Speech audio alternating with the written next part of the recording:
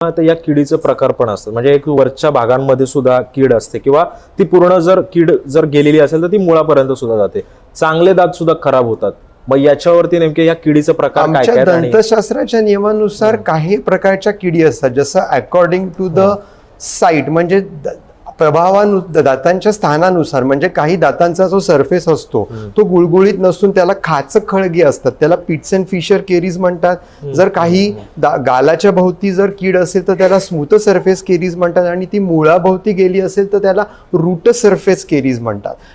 आणि according to the गती म्हणजे स्पीडनुसार, जर ती कीड लहान वयामध्ये असेल, लहान मुलं खूप दूध पितात, दूध पिऊन ते तसे झोपतात, अशाला नर्सिंग बॉटल केरीज किंवा रॅम्पंट केरीज म्हणतात. तशीच जर कीड वृद्ध माणसं किंवा प्रौढांमध्ये राहिली तर त्याला रूट सरफेस केरीज म्हणतात.